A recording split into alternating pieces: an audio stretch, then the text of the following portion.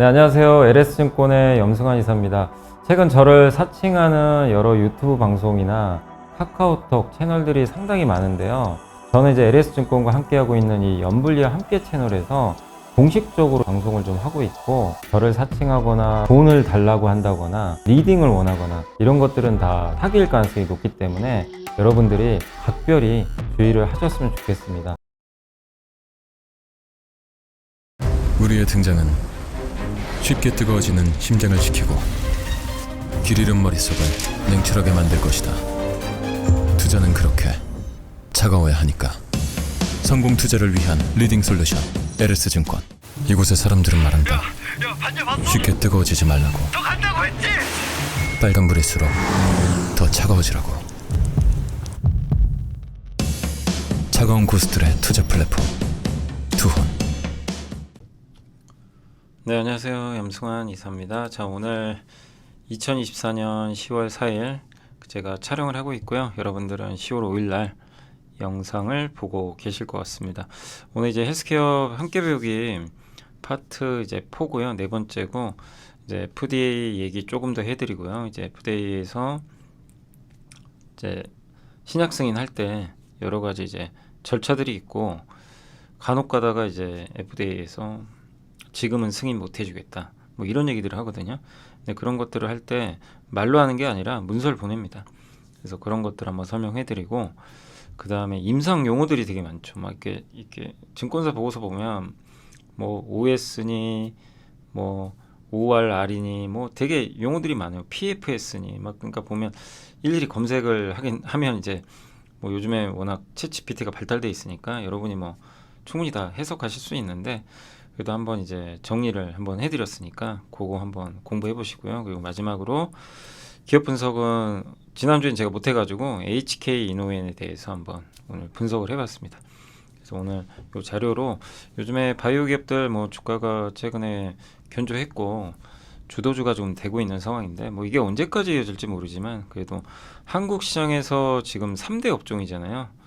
반도체, 2차전지, 헬스케어. 예, 그러니까 이 헬스케어 공부는 반드시 필요하긴 합니다. 그러니까 내가 투자를 안 하더라도 공부를 해놓으시면 언젠가는 또 도움이 되실 수 있으니까, 제약바이오가 이런 거구나 이렇게 한번 하시면 되겠고, 하면 할수록 어렵기도 하지만 저도 이제 느끼는 게, 어쨌든 또 공부하면 안 되는 건 아니에요. 예, 불가능한 영역은 아니니까. 그러니까 저도 계속해서 자료 만들어서 공유를 해드리도록 하겠습니다. 그래서 오늘 이제 해드릴 내용은, 일단 요거는 이제 키움증권의 허예민 연구원이 예전에 쓰였던 자료를 이제 봤는데, 뭐냐면 FDA, 우리가 많은 제약사들이 이제 FDA 신약 승인하기 위해서 노력을 많이 하죠. 근데 그 후에 주가 반응을 나타낸 자료예요. 그래서 실제로 FDA 승인 이후로 대부분 주가들은 많이 오르는 게 보이죠. 이게 신약 승인인데 세론이라고 그러죠. 소문에 사서 뉴스에 팔아라. 그게 잘 안 통하고 대부분 올라가는 경우들이 많이 있었습니다. 근데 간혹 가다가 이렇게 급락도 해요. 예. 그 후에 뭐 생각보다 매출이 안 나오거나, 그러니까 모든 약품이 FDA 승인 받는다고 다 성공하는 건 절대 아닙니다. 예. 제가 조금 크네요. 하면 이걸 더 보셔야 되니까. 그러니까 어쨌든 모든 그 신약이 승인 받았다고 매출이 엄청 나오는 건 아니에요. 사실 우리 한국에서도 국산 1호 FDA 승인 신약 LG 생명과학이죠. 옛날에 2000년대 초반에 팩티브, 그때 뭐 어마어마했어요. 한국에서 FDA 승인 나왔다. 근데 실제로 결과는 안 좋았어요. 히트를 못했어요. 팩티브란 항생제가. 그러니까 FDA 승인만 받으면 정말 이제 미국 시장을 얻는구나 이렇게 생각할 수 있지만 아니라는 겁니다. 그러니까 그런 거에 따라 주가는 달라지니까. 그러니까 FDA 승인 받는 건 너무 좋은데 그게 정말 이 회사의 미래 가치를 앞으로 정말 탄탄하게 해주고 정말 끝없는 상승으로 이끄는 건 절대 아닙니다.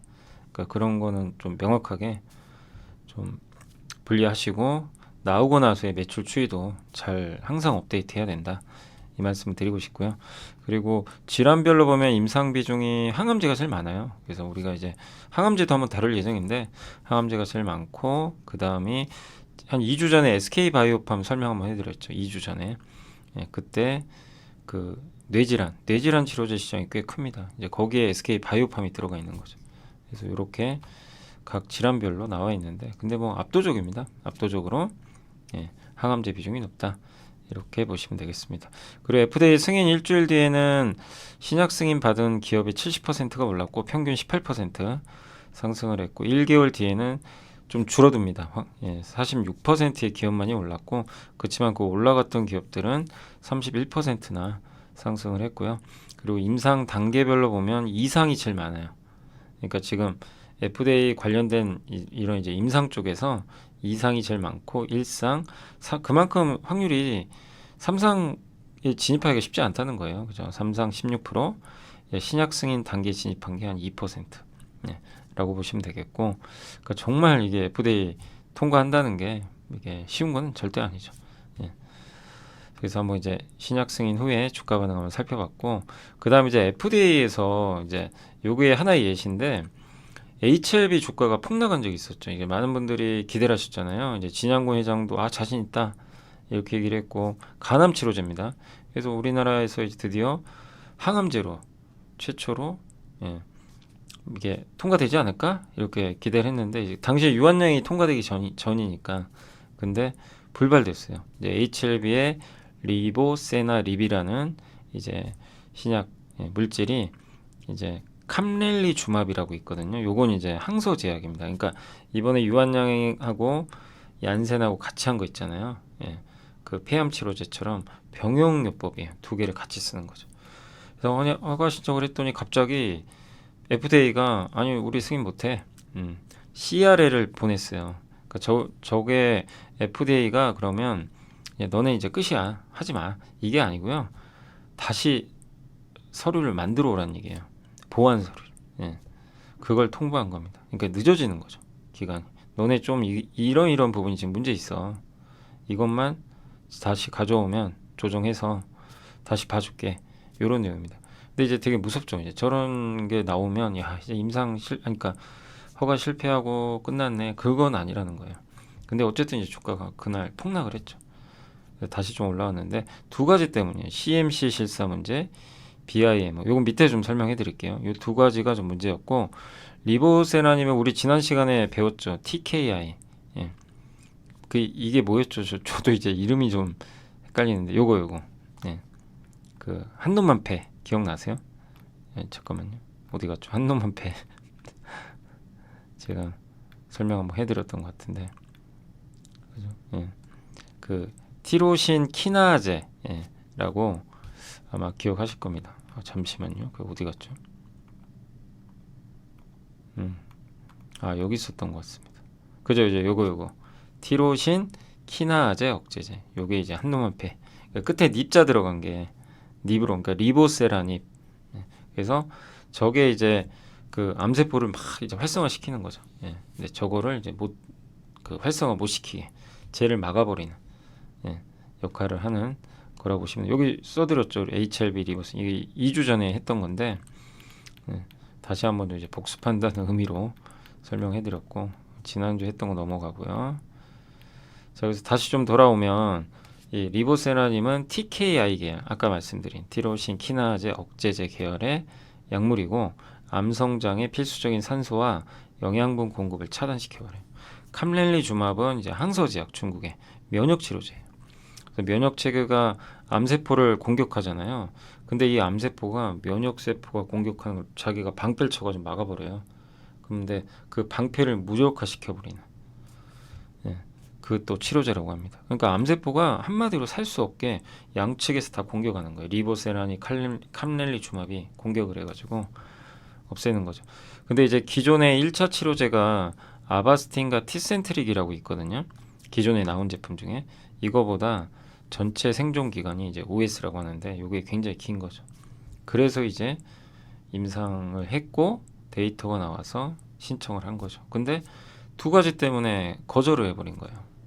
두 가지. CMC는 뭐냐면은 너네 그 의약품 제조랑 품질 관리하는 거 문제 있다, 이렇게 이제 받겠죠. 그래서 제조 공정 및 시설 문제. 근데 정확하게 이게 약을 만드는 제조 상황에서 문제가 있었는지, 그 약을 만드는 공장 있잖아요. 공장의 시설 문제도 있어요. 뭐 조명이 뭐 기준에 안 맞거나 배관이 잘못됐거나 위생 시설 문제가 있거나. 근데 이건지는 FDA가 알려줬는지 모르는데 공개가 안 돼 있어요. 정확하게. 근데 만약에 제조 공정상의 문제면 시간이 오래 걸리고요. 시설 문제면은 금방 해결할 수 있어요. 시설만 좀 개선하면 되거든요. 그러니까 CMC 문제가 하나 있고, BIM은 뭐냐면은 생체 연구 모니터링 프로그램이라고 하는데, FDA가 제약사나 임상 시험을 대신해 주는 수탁사 CRO, 병원 같은 데 가서 현장 실사를 해요. 야, 너네 제대로 하고 있나? 현장 실사를 하는데, 이 HLB가 했던 이 임상 중에 러시아가 13개, 우크라이나 8개 이런 이제 임상하는 곳이 있었나 봐요. 근데 거기 실사를 할 수가 없었어요. 전쟁 국가니까. 예. 그러니까 임상 시험은 전쟁 이전에 하고 있었거든요. 전쟁 나기 전에 하고 있는 데인데, 이게 이런 임상하는 게 몇 년 걸리잖아요. 근데 전쟁 나고 나서 이제 실사 가기가 어려운 거예요. 그러니까 FDA 요원이 러시아 갈 수가 없는 거죠. 어떻게 보면. 이제 가서 검사를 해야 되는데, 그래서 그런 게 좀 어려워서 못했던 거죠. 그러니까 이것도 이제 나왔던 게 여행 제한 문제로 마무리되지 못했다. 예. 이렇게 이제 결론이 났습니다. 근데 요거를 그러면 이제 이 HLB랑 항서제약과 저기 FDA가 서로 좀 소통을 해서 풀어야 되겠죠. 이거를 어떻게 할 건지. 러시아에 못 가면 뭔가 방법을 또 찾아야 되잖아요. 그러니까 약의 문제라기보다는 약간 이런 거죠. 제조하는데 아니면 저기 공장의 설비 문제나 아니면 저 전쟁 때문에 실사를 못한 거, 이제 이런 문제일 가능성이 좀 높다는 거죠. 예. 그래서 그런 문서를 이제 보낸 거죠, CR에. 근데 HLB가 이제 다시 허가 신청서를 냈어요. 근데 허가 신청서를 내면 두 가지로 나눕니다. 클래스 1과 클래스 2로 구분해요. 클래스 1은 금방 해요. 클래스 1은 그러니까 1등급이면은 2개월 내에 이제 FDA가 결정을 내립니다. 예. 야, 너네 이제 이렇게 해서 뭐 되니 많이 이제 2달 안에 결정이 되고, HLB가 최근에 제출했어요, 신청서. 그러니까 요 문제점을 해결했다는 얘기죠. 해서 제출했고, 그러면 아마 빠르면 11월에 아마 결론이 날 거고요. 클래스 2면 6개월이 걸려요. 그럼 내년 아마 3월일 가능성이 높습니다. 예. 그러니까 클래스 1인지 2인지는 잘 모르겠어요. 그건 FDA가 결정을 합니다. 그래서 한번 이제 이건 지켜보시고, 그래서 HLB도 아직 기대감은 있어요. 기대감도 있지만 걱정도 되죠. 또 안 될 수도 있는 거고, 그건 알 수는 없지만 이런 이슈였다. 그러니까 이거를 그냥 이제 공부 이런 걸 잘 이제 인지가 안 되신 분들은 이제 야, FDA 승인 실패했나 보다.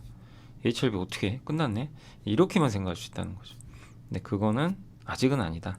아니고 이런 문제가 있었다. 다만 최종 승인까지는 여전히 좀 지켜봐야 되겠죠. 네. 어떤 건지 아시겠죠? 근데 FDA를 우리가 이제 많은 분들이 저승사자로 생각하지만 사실 FDA는 저승사자가 아니고요.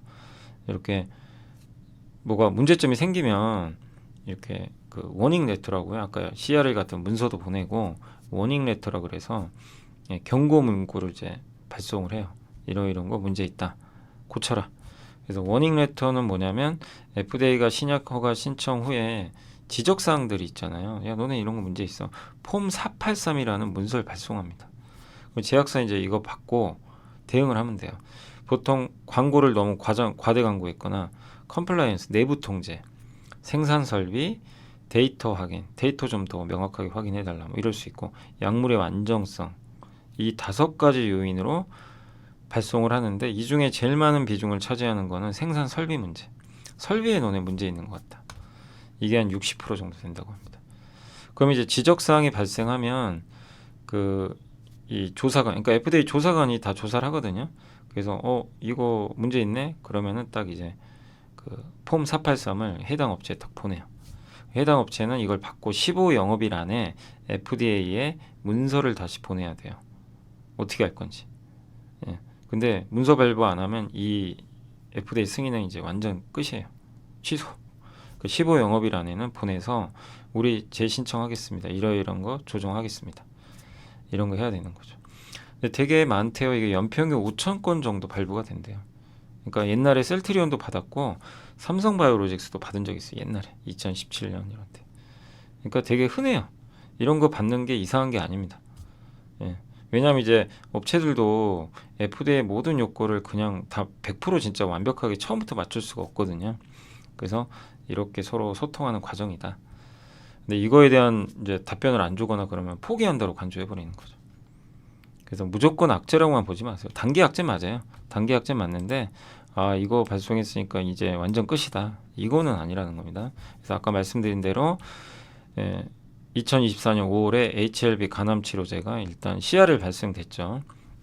그리고 근데 요거랑 좀 달라요. 요거 워닝 레터가 있고요. CRL이 있어요. 두 가지예요. 그러니까 워닝 레터는 방금 설명드린 요거고 아까 HLB가 받은 거는 CRL, Complete Response Letter라고 하는데 요거 옛날에 셀트리온도 받은 적이 있고 HLB가 최근에 5월 달에 받았습니다. 그러니까 요거는 뭐냐면 사전 실사 및 임상 과정에서 뭔가 문제점이 발견했을 때 해당 업체에 이제 전달하는 그런 문서라고 보시면 되겠습니다.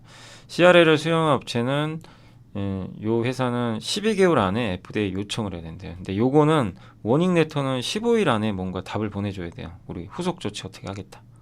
요걸 보내야 되고 CRL은 이제 1년 안에 해당 업체는 이걸 받은 다음에 거기에 대한 것들을 이제 명확하게 해서 이제 요청을 해야 되는 거죠.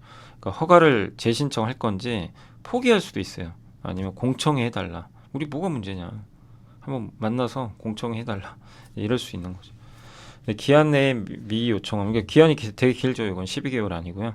승인이 자동 취소되고 그러니까 워닝 레터와 차이점은 워닝 레터는 요거는 제품 기준이에요. 제품 기준의 심사 문서고 이 제품을 딱 보고 근데 워닝 레터는 생산 시설을 봐요. 시설 같은 거. 그게 좀 차이점입니다. 그러니까 비슷하면서도 좀 헷갈리기도 해요. 근데 이 두 가지가 있다는 거 인지하시면 되겠고 옛날에 셀트리온이 인플렉트라는 이제 바이오시밀러를 CRL을 받았어요. 2015년 6월 8일 날. 그래서 10월 5일 날 재허가 신청을 했고 2016년 4월 5일 날 재승인 받았습니다. 6개월 후에. 됐죠? 그죠? 그러니까 결국엔 승인 받아서 미국에서 잘 판매하고 있어요. 그러니까 CRL을 무조건 진짜 저승사자니 뭐 이제 끝났느니 그렇게 생각하는 거는 좀 너무 좀 과장됐다. 이렇게 보시면 될 것 같습니다. 좋은 건 아니죠. 어쨌든 좋은 건 아니지만 그래서 이제 HLB의 운명은 아까 잠깐 설명드렸으면 클래스 1이면 뭐 라벨링이나 안정성 업데이트 부수적인 문제들 다시 제출하면 돼요. 해서 2개월 내에 승인을 해줍니다. 근데 클래스 2는 좀 복잡해요. 생각보다 안 좋은 거죠. 좀 더 깊게 들어가야 되는 거니까 그래서 FDA가 실사를 해야 됩니다. 실사 후에 허가 재신청을 해야 돼요. 그러니까 FDA가 뭐 실사를 해야 되는 경우 그리고 클래스 1을 넘어가는 뭐 다른 문제들 그러면 이제 6개월 내에 승인을 합니다. 그래서 신청한 후 6개월 내에 승인. 그래서 만약에 이 HLB의 간암 치료제가 클래스 1으로 결정되면 11월 20일까지 결정하고요. FDA가 승인을 얼마 안 남았죠. 클래스 2면 3월 20일까지 FDA 승인 여부가 결정돼. 아직 클래스 1인지 2인지는 제가 검색해 보니까 안 나와 있더라고요. 그래서 마지막으로 말씀드리고 싶은 건 이게 무조건 실패를 의미하는 건 아니다. FDA가 원하는 기준에 맞춰 임상 재설계하고 자료 등을 잘 보완하면 통과 가능하니까 결국 소통이 중요하다. 이렇게 말씀을 드리겠습니다. 자, 그리고 이제 임상 용어 좀 몇 개만 말씀드릴게요. 이걸 뭐 외우실 필요는 없고 그냥 어떤 의미인지만 이해하시면 좋겠습니다. 2024년 9월 5일 연합뉴스 기사인데 유한양이 개발한 렉나자 폐암 치료제 효과 비슷하다. 무진행 생존 기간 PFS는 타그리스 단독요법이 16.6개월, 렉나자는 18.5개월 더 높다. 객관적 반응률은 렉나자가 83%로 타그리스 대비 낮았다. 전체 생존 기간은 22.1개월을 기록했다. MOS, 뭐 OS는 뭐고 또 MOS는 뭐고 복잡한데 어려운 거 아닙니다. 결코 어려운 거 아니고요. 그 용어들을 한번 설명해 드릴게요. 일단 임상 이제 이런 보고서나 이런 거 데이터 보실 때 제일 많이 나오는 용어 중에 위약이에요. 가짜 약과 비교를 해요. 진짜 약 있죠. 임상하는 가짜 약이 있어요. 그러니까 임상 시험 대상이 되는 약물과 외형은 동일한데 약효 성분은 들어있잖아요. 어떻게 보면 모조약이죠. 그러니까 우리가 임상할 때 이 약이 진짜로 잘 되는지 안 되는지 알려면 가짜 약하고도 비교해봐야죠. 그래서 대조군이라고 보시면 되겠고 단독요법은 이제 하나의 치료제만 쓰는 거예요. 병용은 2개 이상. 그러니까 여기 보면 단독요법 타그리스라는 물질 하나만 넣은 거고 유한양이 개발한 렉나자 있죠. 렉나자랑 그 얀센의 그 아미반타막 이 2개 섞은 거 섞어서 하는 거. HLB도 섞은 거예요. 항소제약의 제품하고 그거는 이제 병용하는 거죠. 그러니까 두 개를 썼냐 하나만 했냐 요 차이라고 보시면 되겠습니다. 그래서 단독 병용 막 이런 얘기 나오는데 그걸 이제 정리한 거고요. OS는 뭐냐면 이게 상당히 중요합니다. 오버월 서바이벌 영어 이제 약자인데 우리나라 말로 따지면 전체 생존 기간이 그러니까 환자가 치료를 딱 시작했잖아요. 치료해서 이제 암 환자분들 중에 뭐 끝까지 생존하신 분도 계시겠지만 중간에 이제 사망하는 경우도 생기니까 그러니까 치료제 투입하고 나서 사망하는 순간까지의 그 기간 있죠. 예. 전체 생존 기간. 그래서 이제 OS라고 하는 거예요. 뭐 얼마만큼 오래 살았냐. 예. 암 치료 시작하고 나서. 이게 당연히 길면 좋은 거죠. 근데 시간이 많이 걸려요. 뭐 30개월 넘어갈 수도 있고 하다 보니까 최소 2, 3년이 걸리는 거죠. 네, MOS는 뭐냐면 앞에 M자. 예, 그건 중간값입니다. 미들이라는 의미겠죠. 그래서 그 개별 환자는 OS고 MOS는 환자들이 막 몇백 명이면 그 중간값을 추적을 해요. 사람마다 다르니까. 그래서 MOS 그러니까 이제 상당히 중요합니다. 저 데이터가. 저게 오래 남을수록 그러니까 기존에 나왔던 어떤 제품이 15개월 살았어요. 근데 이번에 신약 신청을 한 요 데이터가 30개월이면 압도적으로 경쟁력이 높은 거죠. 굉장히 중요한 데이터고 PFS는 무진행 그러니까 뭐냐면은 병이 진행되지 않은 상태에서 환자가 약화되거나 사망에 이르기 전까지 생존한 기간 무진행 그러니까 병이 진행 그러니까 요거는 병이 진행되는 과정에서도 다 포함하는 거고 PFS는 이제 무진행 예. 그러니까 그 병이 진행되지 않는 상태에서 생존한 기간을 의미합니다. 그래서 이것도 MPS라 그러죠. 예, MPFS 좀 잘못 썼네요. MPFS 중간값입니다. 예, 몇백 명이나 이런 사람들의 중간값을 나타낸 거고 이것도 상당히 중요하죠. 암이 진행되지 않은 상태에서 예, 생존한 기간이니까 이것도 굉장히 유의미해. 그러니까 이것도 길면 길수록 좋은 거예요. OS랑 PFS. ORR은 뭐냐면은 암세포가 감소한 비율이에요. 이걸 딱 투입을 했는데 암세포가 줄면 좋은 거죠. 그 비율이에요. 그래서 객관적 반응률을 합니다. 당연히 이건 높을수록 좋다는 거죠. 이게 높다는 거는 암세포 크기가 줄어든 환자 수가 많다는 얘기예요. 약물의 효과가 좋다. 그래서 이 세 가지가 상당히 중요합니다. 그래서 여러분들이 이건 뭐 검색하면 다 나와서 아시겠지만 앞으로 보고서나 어떤 데이터를 보실 때 OS, PFS, OR 앞에 M자도 들어가니까 아 이런 의미구나. 이것만 이제 이해하시면 그 보는 게 그렇게 어렵진 않아요. 얘네들은 일단 많으면 많을수록 좋은 거죠. 그죠? 예. CR은 뭐냐면 완전 관해예요. CR이라 그러는데 complete 암세포가 아예 없어져 버린 거예요. 얼마나 좋은 겁니까?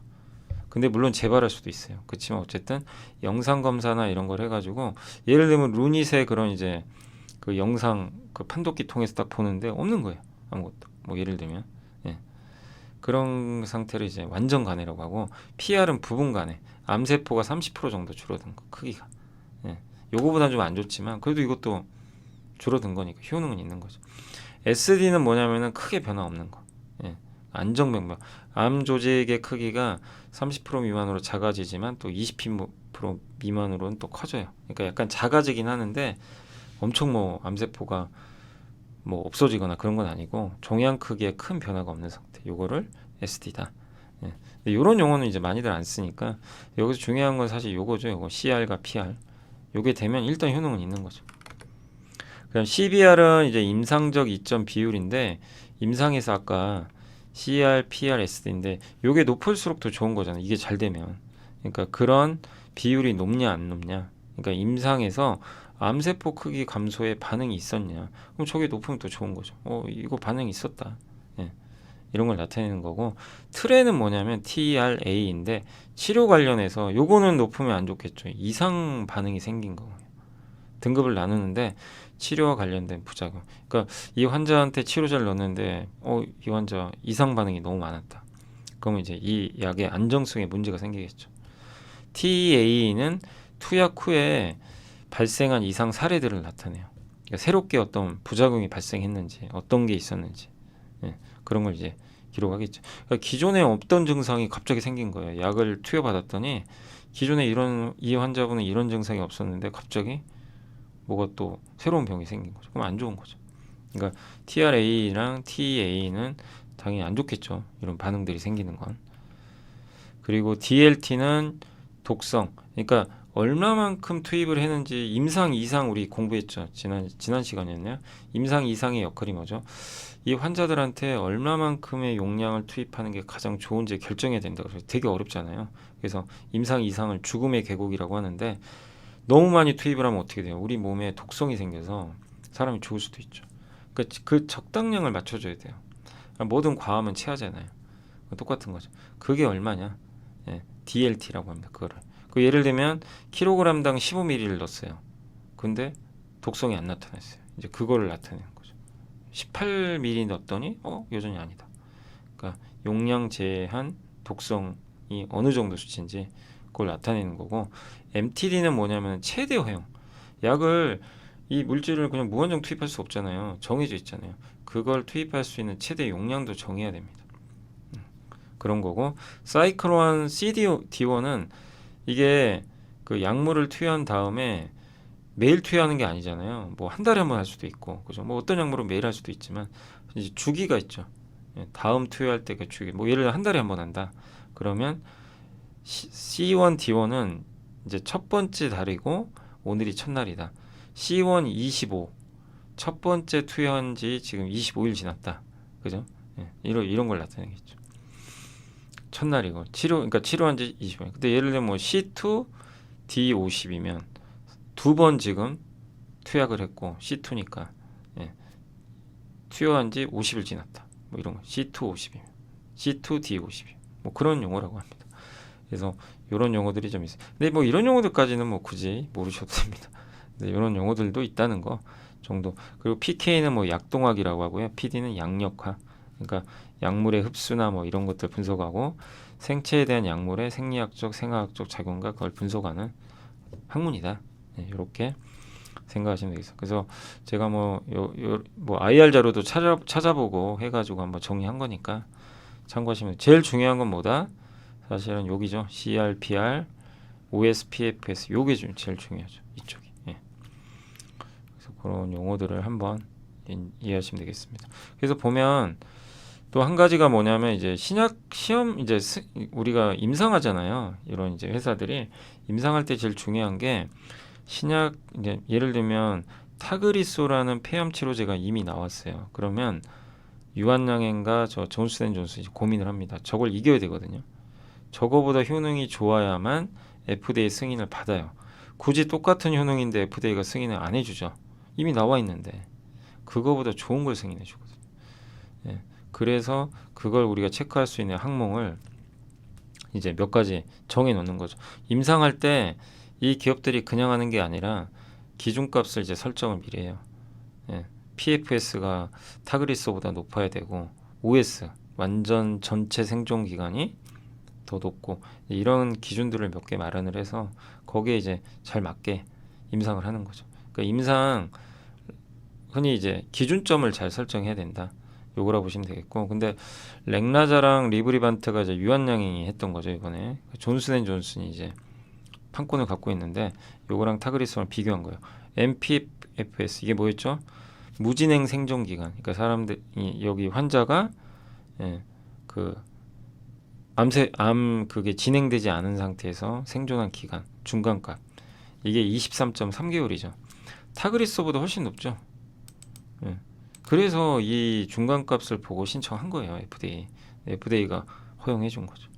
HR은 뭐냐면은 이게 이제 그 사망 위험이라고 보시면 돼요. HR 해자드 레이티오 사망 비율 이게 0.7이면 이게 1이면 이제 100% 죽는다는 얘기죠. 그러니까 대조군 있죠. 그러니까 예를 들면 대조군 대비해서 타그리소가 대조군이죠. 지금 그러니까 대조군을 정하거든요. 나는 이 제품보다 우수한 성능을 낼 거야. 그걸 검증해서 임상해서 증명하면 FDA 승인을 신청하겠습니다. 이렇게 임상을 하거든요. 근데 타그리소가 대조군인데 타그리소가 100이면 요 존슨앤존슨 거는 얼마가 나온 거예요? 0.7 나왔으니까 30% 감소한 거예요. 그걸 나타내요. 그래서 HR이라는 용어가 딱 뜨면 저 경쟁 제품보다 지금 저 대조대군보다 1이 아니니까. 근데 만약에 1.2면 사망 위험이 더 높다는 거죠. 그거 안 좋은 거죠. 근데 0.7이니까 30% 감소한 거죠. 그죠? 그리고 P0.001은 또 뭐냐 이렇게 좀 헷갈리실 텐데 이건 뭐냐면은 이 통계적으로 이게 유의하냐. 예. 왜냐하면 관찰된 차이가 우연히 발생할 확률이 0.1%. 그러니까 정말 정밀하게 설계가 돼서 임상을 했다. 뭐 그런 내용이라고 보시면 될 것 같아요. 근데 저 우연히 발생할 확률값이 만약에 1%고 막 2%면 높은 거죠. 이건 당연히 작아야 되겠죠. 0.001 이하래요. P 요게. 그러니까 우리가 보통 P 0.05 이하면 통계적 유의성이 있다 그래요. 근데 이거는 0.001이래요. 훨씬 낫죠. 그러면 매우 강해요. 통계적. 그러니까 잘 검증이 됐다. 이렇게 보시면 돼요. 그러니까 저 수치가 0.05까지는 괜찮아요. 근데 요거는 0.001까지 나오니까 아주 좋은 데이터죠. ORR은 뭐라 그랬죠? 그 객관적 반응력. 이 암세포가 반응을 했는지 이 약에 그래서 줄어들었는지 그건 둘이 비슷하죠. 86, 85. 큰 차이 없었어요. 이런 경우는 이제 비슷해요. 예. 그래서 이제 요걸 보면 우리가 딱 느낄 수 있는 게 요거는 비슷하지만 효능은 오래 살았고 사망 위험을 감소했어요. 요 두 가지를 가지고 신약 그 FDA 신청했고 FDA가 받아들여서 승인을 내준 겁니다. 어떤 건지 아시겠죠? 임상은 그 FDA가 어떻게 승인하는지. 예. 그렇게 해서 이 타그리소보다 어쨌든 우위에 있잖아요. 근데 아직 과제가 하나 남았어요. 뭐냐면 여기도 적어드렸는데 MOS라고 그래서 유한양에게 이제 남은 거는 MOS 요거 하나가 남아 있습니다. OS 데이터 이게 뭐냐면 25년도 상반기에 공개할 예정인데 뭐냐면 전체 생존 기간 평균값이라고 중간값이라고 했죠. 근데 이거 왜 공개 안 하냐? 공개를 할 수가 없는 게 지금도 하고 있어요. 계속 임상. 예. 왜냐하면 되게 길어요.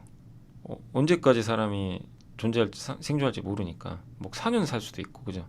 그러니까 늦게 나올 수밖에 없어요. 근데 이제 FDA가 왜 승인해 줬냐? 효능이 일단 입증이 됐으니까 이걸 원하는 치료 받으려는 사람들도 있단 말이에요. 타그리스보다 좋으니까. 그래서 이런 경우는 그때 기억나시죠? 예. 이게 우선 심사 대상 들어가서 해준 거. 우리 그 2주 전에 지난 시간에 배웠네요. 예, 우선 심사 해준 거죠. 그래서 해준 거고 다만 MOS마저도 타그리소 단독이 MOS가 38.6개월 나왔대요. 그럼 이거보다 잘 나와야 되겠죠. 그죠?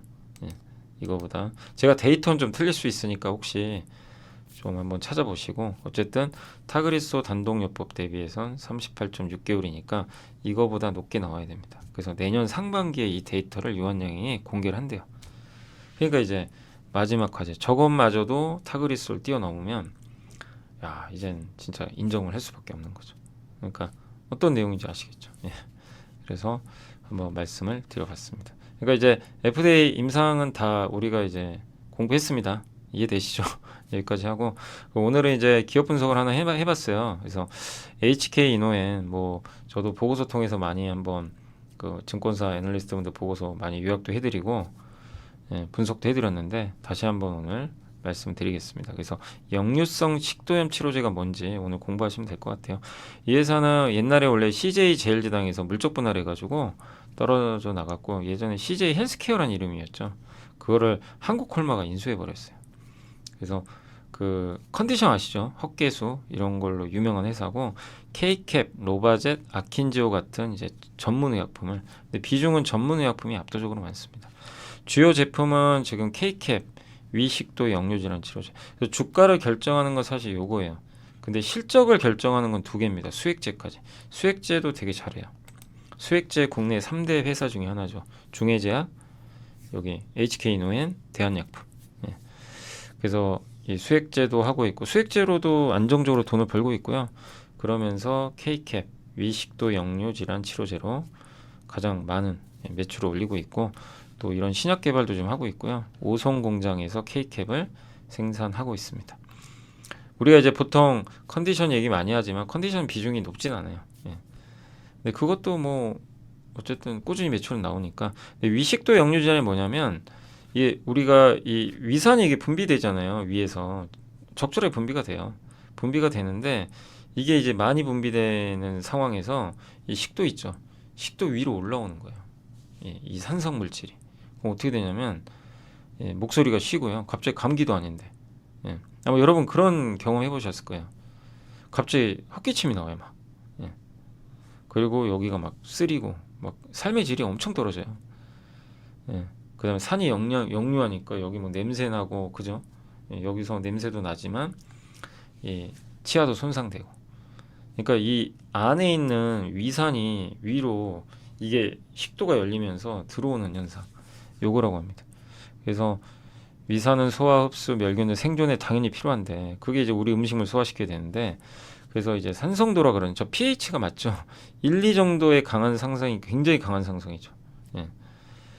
그래서 저게 이제 과다하게 분비되거나 식도로 역류하면 체내 그러니까 pH 1이면 상성도가 너무 높은 거거든요. 예. 근데 그게 이제 그런 산성 물질이 올라오는 거죠. 그러니까 엄청 기분이 나빠요. 삶의 질도 떨어지고 밤에 막 저런 현상 나면 잠도 잘 안 못 잡니다. 아마 그런 경험도 많이 해보셨을 거예요.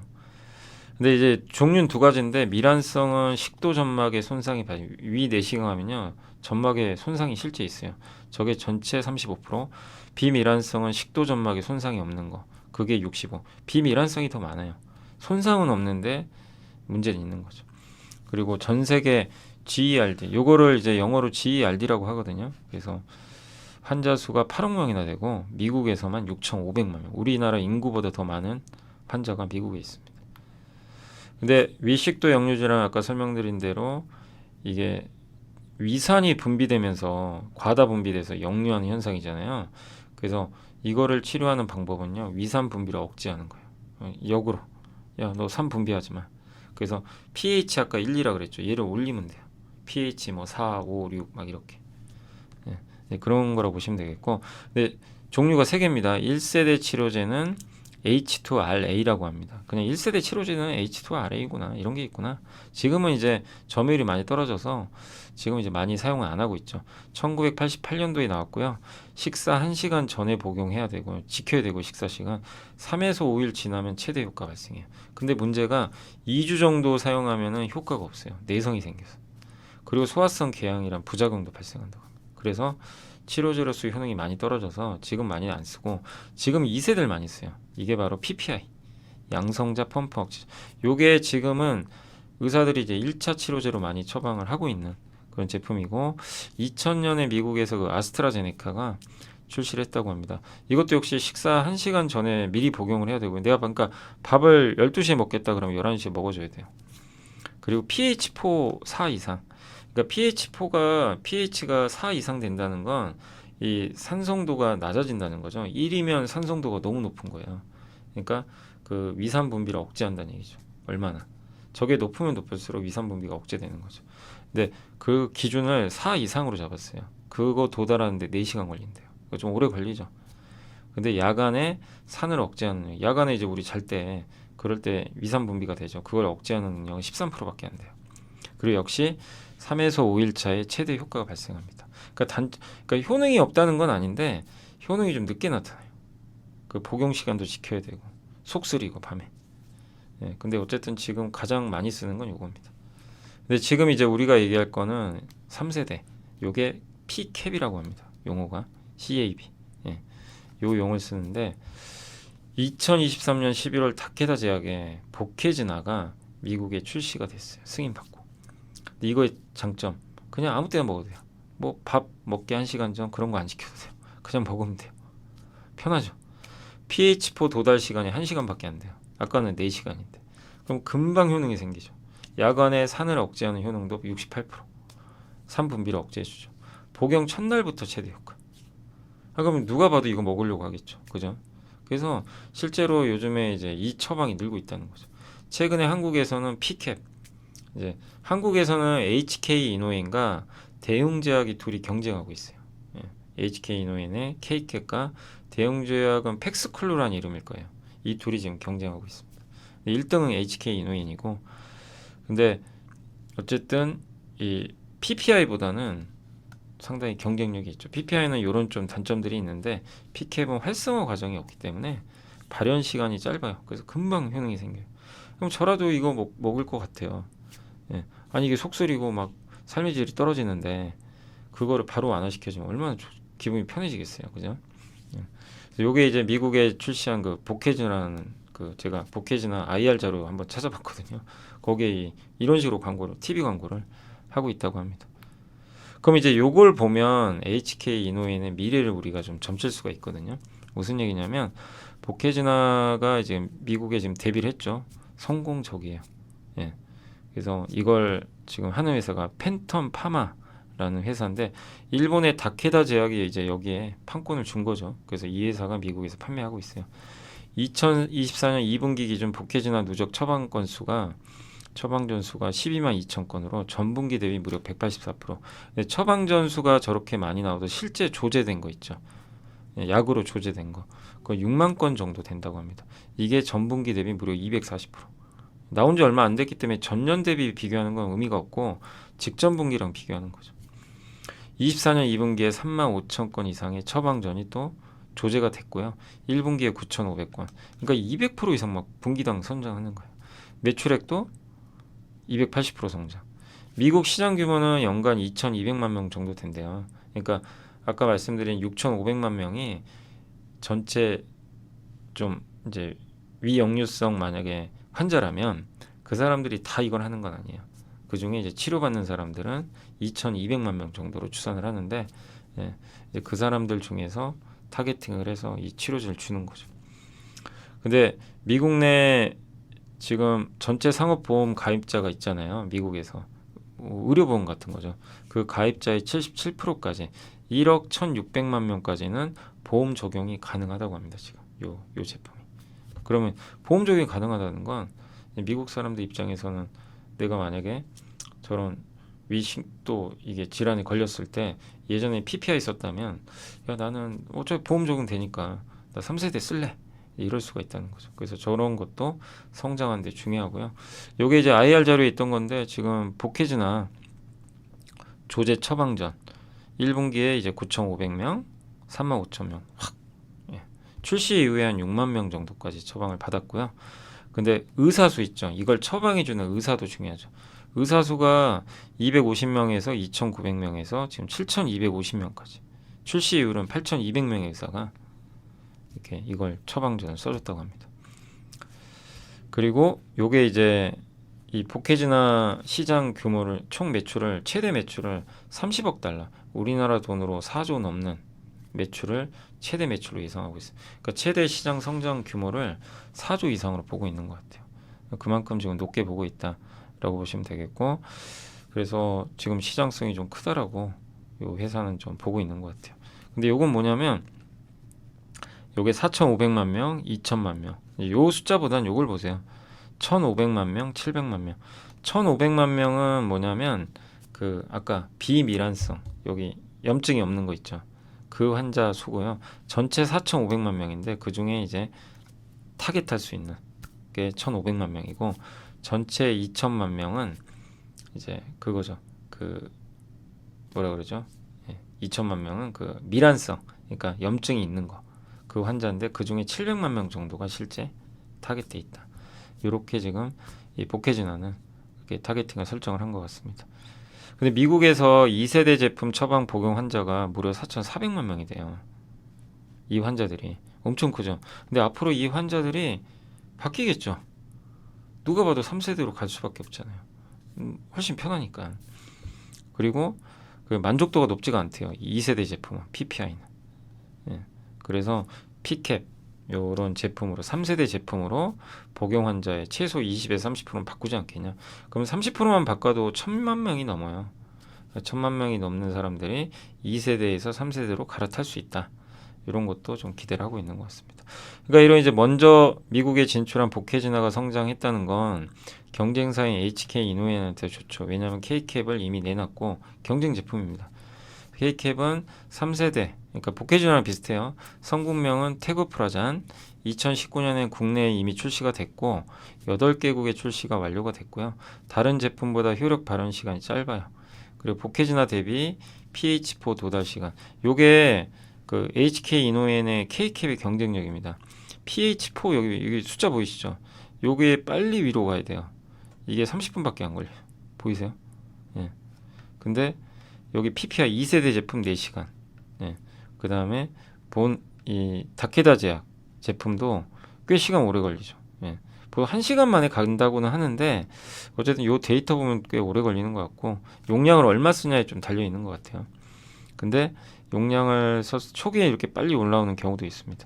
요거는 이제 대웅제약 거, 팩스 프루잔, 요것도 좀 느리죠, 올라오는데. 그러니까 약간의 그 K캡의 강점은 그냥 먹자마자 바로 30분 안에 위산 분비를 확 눌러버려요.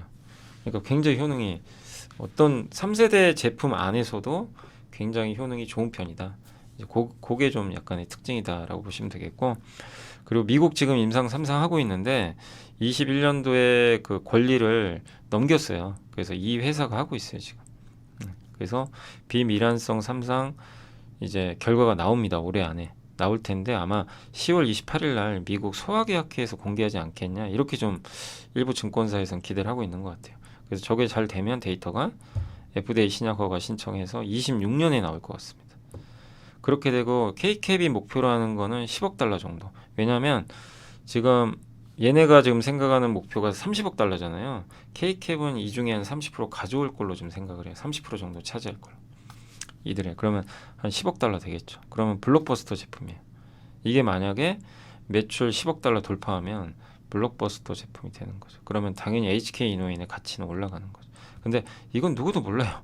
10억 달러 될지는 지켜봐야 되고 아직 FDA 허가를 안 받았기 때문에.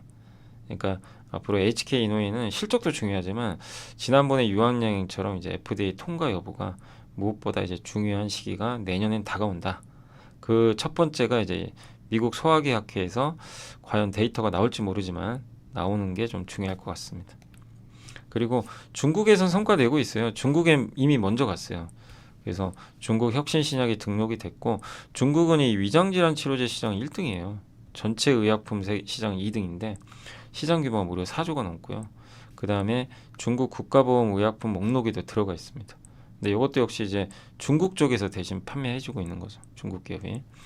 그리고 2분기 실적 좋았고 K캡도 좋았고 수액제 매출 잘 나오죠. 그러니까 이 두 개가 지금 돈을 벌어주고 있고, 이제 기대하는 건 미국의 이제 그 FDA 승인, 요거를 한번 기대해 보자, 이렇게 말씀드리겠습니다.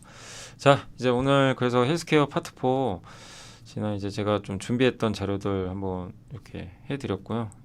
자, 이걸 나눌까라도 했는데 또 나누면 하나는 또 기업만 덩그러니 나가니까 좀 이상할 것 같아가지고 두 개를 좀 해놨으니까 여러분들이 이제 임상과 임상 용어, 이런 게 있구나, 역류성 식도염 치료제 3세대가 중요하구나, 여기까지만 아셔도 저는 큰 소득 아닌가, 이렇게 좀 생각을 하고 있습니다. 그래서 일단 파트 4까지 했고, 또 다음 시간에는 아마 항암제 할 것 같아요. 항암제가 뭔지.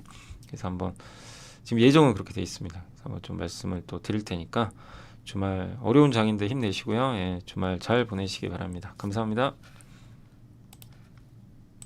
우리의 등장은 쉽게 뜨거워지는 심장을 지키고 길 잃은 머릿속을 냉철하게 만들 것이다. 투자는 그렇게 차가워야 하니까. 성공 투자를 위한 리딩 솔루션 에르스증권. 이곳에서 배웠다. 믿음은 상처만 남긴다는 것을. 끝내야 할 때는 차갑게. 차가운 고수들의 투자 플랫폼 투혼.